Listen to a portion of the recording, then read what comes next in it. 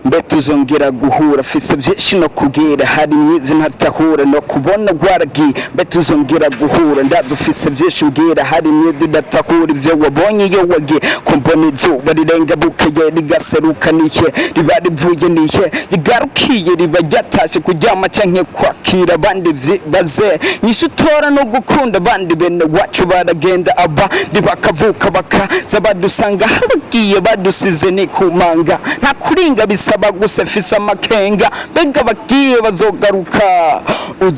uzu munsi waje yangoma.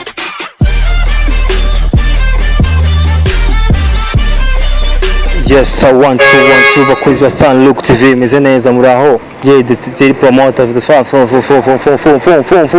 Yeah, nagato kandi kuri microphone za Sunlook TV nkuko vyama nkuko nama nazane babarinzi banyu mufana cyane eka mwemera cyane muri industry y'umuziki w'u Burundi. Yeah, nazaye muri vyitwa Enough Jimbo umurago wa Tupac. Reka tuyege nawe tubaze byinshi tubake naho byo bike gusa byiza reka tuyege nawe tumumvize gato freshman. Yeah man, fresh sana meze bien ndashimana. Yo umuragwa wa Tupac kuki wise umuragwa wa Tupac? Wanashaka sije navyise barabinyise ababona ko ndabikwiriye ko nkwiye gusubirira umwami wa hip hop Tupac. Okay tukiri aho nyene mbega ni kiye kintu cyatumye nihe ndirimbo wasohoye hamwe abanyagihugu bakwizera ko uba umurago wa Tupac? Ni nyinshi indirimbo zanjye zose barazikunda je pense ko zo zatumye banyita umurago wa Tupac. Tukiranyane kandi turagarutse ariho bibazo bimwe abantu bama bibaza kuki Enough Jimbo akunda kuba ari kumwe na Bface akaba ari umuntu wa hafi wa Bface. Je naza yuko ni kubera ko ari umuririmbyi nanje nkaba umuririmbyi n'umuraperi kandi nanje ndi umuraperi kandi ikindi naco nibaza yuko ni vyinshi amfasha ni vyinshi anshigikiramwo yanashize mu muri crew y'abaraperi biwe yitwa Rap Business. Nibaza yuko abantu benshi bayizi n'indirimbo twakoze twese turi hamwe nka Rap Business nibaza ko bayizi ibibazo nibaza ko ari ivyo. Abakuzi ba Sunlook TV murumva ko Bface na Enough Jimbo bafite ni ikintu kinini cyane eka no gucuti bwiza cyane. Enough Jimbo nkuko twivuga abantu abafana ba industry bavuga neza yuko woba ufite ni ikintu cy'ishari n'umurivyi Fabulous bivuye no kuntu Bface on the floor batajumba kumwe na Fabulous. Est-ce que kintu ukivuga kwiki? Jewe ndamura ndavyumva babivuga mugabo jewe nta kibazo na kimwe mfitaniye n'umuririmbyi n'umwe usivye ko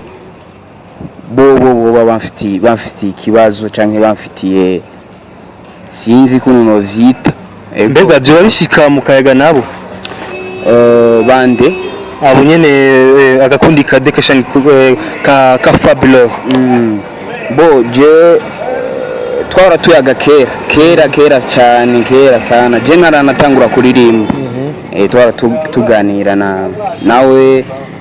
byinshi twaratembereranira iki nibaza ko twaranapanga byinshi byo gukorana sivyo twaranapanga byinshi byo gukorana mugabo mu nyuma byarahindutse sinzi icyatumye bihinduka naco nzi numva gusa amatwa nsumira yuko icyatumye ivyo bintu byose bavuga bihaba ari uko indirimbo yanje nasohoye ngira niyo yabaye intambamyi indirimbo uririmba Bface ya King Bface ngira niyo yabaye intambamyi ngira niyo yateye induru ikiniki sinzi peut-être yarabababaje bobo hama bakajya umusaya bigatuma nyine tudasura kuvugana nkuko twara tuvugana iyo ndirimbo itarasohoka. Nkuko nakuze numva ngo hari ivyo bapfa Bface nawe hari ivyo badahuriza ko mugabo je ntavyo nzi kandi nibindaba gisino navyinjiramwo ego neza karuko. Ko tuzi neza yuko hari abaraperi benshi mu Burundi kuki wahisemo kurimba King Bface mu gihe abandi bashoboye kuririmba hip hop nziza? Je naza yuko ni kubera abikwiriye kandi arabishoboye arabikwiriye. Mbega muraperi mwiza murabira kuki? Je ndamurabira ku ico donc ivyamwa icyo yamwa aho nca hose numva bavuga on the floor nini numva ko nta mpamvu nimwe uwo mubanira ukareka kumubwira ati wanashikira intebe y'ubwami hajya.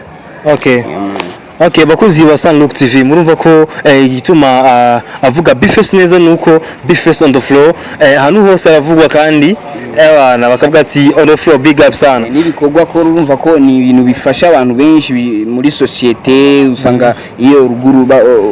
donc bariko barakura ubutumwa bwinshi muri ya text yiwe. Je ndakunda text yiwe, ndakunda ukuntu yandika n'ibintu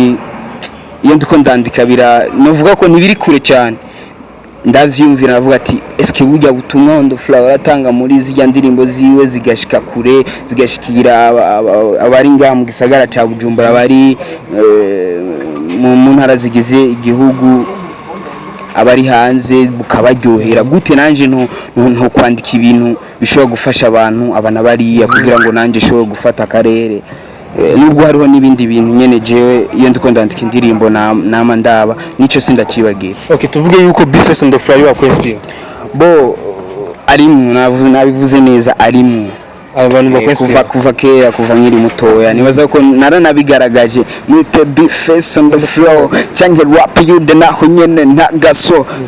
aragucanga kaguha amaflow zime z'umuriro apana izo za fo ni namba moko naho wajabuka nta wunda jako amafistare nahonja kuko no mu rap atigera akonja adabafunika nabyo kwanika genda Afrika ugende Amerika cyangwa ugende yuji ni Kigali nawe uhari mubwo ndaba mubonye bakuri inkofero Bface umwami wakoze ibita akingari bado naho wamawiye takuri kamerigado. Okay, enough Jimbo tukira nyene hari abantu benshi tumaze imisi twumva bavuga ati enough Jimbo kwa kurimba nka kirikyu akili ico kintu bwa cyumvise bo sijyambere ndacumvise barabakivuga barabanyandikira n'abantu benshi babimbwira mpana ndabisoma no mu ma comment mugabo nibaza yuko sinzi bo ukuntu bavyumva mugabo je numva umengo ndirimba nka Enough Jimbo ntabwo ndirimba nkundi muntu ego. Okay. Enough Jimbo. Okay, turagarutse kandi rero tugende ku bintu tumaze imisi tubona kandi pole sana mzee, pole sana twabonye kibazo cyakubaye ko mango umukuru wawe yarafuye so nakupole sana. Asante sana. Enough Jimbo tugatse kandi tugiye muri family yawe mbega muri family yawe uba umwana wakangaye bo je ndi umuhererezi yego mu muryango wanyu ni wibonekeje ko buri ivyi canke ari nabandi muvukana bavuye mu iyo mpano kuririmba Jenny ukakera nkindi gatoya cyane gatoya cyane papa arakunda hari indirimbo yirege yakunda kuvuza iyo ndirimbo n'ubiyo ndayumvise cyane uka direct papa sindayuka neza titre mugabo iyo ndirimbo nanje ndayikunda cyane kandi nakuze mbona na grand frère wanje nyine mperuka kubura nawe nyine yarakunda muziki cyane nico gituma yanshigikira cyane kuko narabaye cyane nabuze umuntu yampanura umuntu yashigikira yanyifuriza gutera imbere mugabo nta kibazo reka umuntu amusabire azosangire nizuka n'umukama. Okay. Inyuma y'umuziki Enough Jimbo ni akaye kandi kazakora nibaza uko akazi kose kinjiza amahera kazana amahera ndagakora nkuko abafana bawe bashaka kumenya Enough Jimbo bivanye n'ibintu bamaze ibisi babona bikubako bakaba bibaza ati eske Enough Jimbo kuri we abayeho gute mbega unangorane nta mamba myinshi akunda kugura nazo iyo ari mu bikorwa kamisi yose bo intambamyi niwe reka guhura nazo kame muri umuntu w'umugabo umuntu akora umuntu afungura ruko akoze Steven nje gutubona kubwira ati akazi kose kinjiza inoti Enough Jimbo zokamuhamagara kazokora ni okay ni kiye gisanga ca mbere cyagushikiye biciye mu muziki kugeza n'ubu yicibutse kikubabaza bo igisanga ca mbere none nahuye mu muziki iyo ndacibutse kikubabaza sana akavuga ati je vraiment mu muziki numa no uheba ndashaka mazegura na vyisi ca mbere ne gusa ari igisumba ikindi ingorane yanje je ndumwana aracika intege vraiment urabona imbwa igiye ahantu kunuzeya babagira bakayirukana mani nta n'iminota uzoce wicara ahantu nta n'iminota 3 yari idasubiyeyo je rero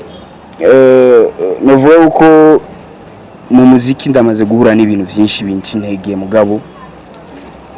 never give up je ndahari nibaza ko abazokumva tala bazofata umwanya bakumviriza ibikogwa bakagenda YouTube nitwa Naf Jimbo bagenda hajya bumvirize ibikogwa bashigikire bashigikire kuko jewe ndumuntu adacika intege kandi nibaza ko mfise ibintu byinshi nifuza gukora muri rap nga Aro studio iraho ukora muziki mba yitwa gute Rock House Record. Okay, Rock House Record. Amatwe sume yuko office bikubwa byinshi. Mbega uba warasinye kontra canke bifasha gute? Oya Rock House Record dukorana nk'aba brother. Donc turi hafi na hafi kuntu kubera ko naza uko Mutama Crazy Bright ni umuntu ashigikira abaririmbyi kandi amaze gushigikira abaririmbyi benshi yashigikiye ba Sabi ba Fizo ba Kidumu bose baraciye hajya muri Rock House Record naza uko rero yaravuze ati peti yangu ingonga umuntu akuvugutira umuti nkuko twavugutiye abandi nibaza yuko rero bivuga ko nta kimuriha bano bufasha hari ukuboko kwanje shira mu mugabo nabo hari ukuboko kwabo bashira mu kubufasha kugira ngo ibikorwa bigende neza okay Naf Jimbo nkuko biri mbega tukubaje gato tusubinyuma gatoyi ku muziki wawe mbega nike kintu canke tugereje kuraba umuziki nkuko abandi barimvye bidoga ngo nta kintu bingiza mbega kuri umuziki cyo kumarira umuziki je urakimariye kandi ubuzima bwa misi yose mbega wo muziki winjiza gute umuziki winjiza kwishimana kuri wewe winjiza gute mu muziki wacu kwanza wewe itunga rya mbere wowe uzi kwisi nijya itunga rya mbere kwisi n'ubwenge Ego itunga mbere n'ubwenge urashaka gufisa ubwenge bugabo ni itunga rya mbere mu kwisi ufisa ubwenge nta ikimeje kunanira ya man rero ugiye itunga rya mbere kwisi n'abantu abagenzi kufise abagenzi hari abagenzi none kugira ngo ugye abagenzi babyashye kuki oya si mpaka kuwe na mani urazi ugiye mu bantu utafise ubwenge utazi ukuntu kwitwara mu bantu mani akenshi mani n'abantu ronka kandi reka n'ubuna bwuronka mani reka dukurikize uwo mugani wa kera sivyo w'abasokuru basize baduciriye kubera sije nawuciye itunga rya mbere n'abagenzi niko je ndakizi kandi niko ndagikurikiza rero music imaze kuma abagenzi benshi cyane kandi urumva ko hama nkuko abakozi b'umuziki w'undi bashaka nyene bumve nyene Naf Jimbo karimbana hip hop live yeah manega mbe tuzongera guhura fise byinshi no kugera hari mwizi ntatahura no kubona gwaragiye mbe tuzongera guhura ndazo fise byinshi ngera hari mwizi datahura ivyo wabonye iyo wagiye kombone izuba rirenga bukeye rigaseruka nihe riba rivuye nihe rigarukiye riba ryatashe kuryama canke kwakira abandi baze nyishutora no gukunda abandi bene wacu baragenda abandi bakavuka bakaza badusanga habagiye badusize ni kumanga nta kuringa bisaba gusa fisa amakenga bega bagiye bazogaruka uzu musi waje yo man yo mbe mani kwanza tukigenda gatoyi mbe yo ndirimbo wayirimbye mu nyuma yaho mukuru wawe igihe yafa canke warimbye imbere yuko yo nayiririmbye imbere yuko apfa yo ndirimbo yasohotse imbere bivuga ko ari message yari yataze ku bantu bose yari message natanze ku bantu bose nyine ni ndazi abantu benshi turafite ico kibazo turibaza ati ni ryari tuzosura guhura nabo twabuze abagenzi kiki bino nk'ivyo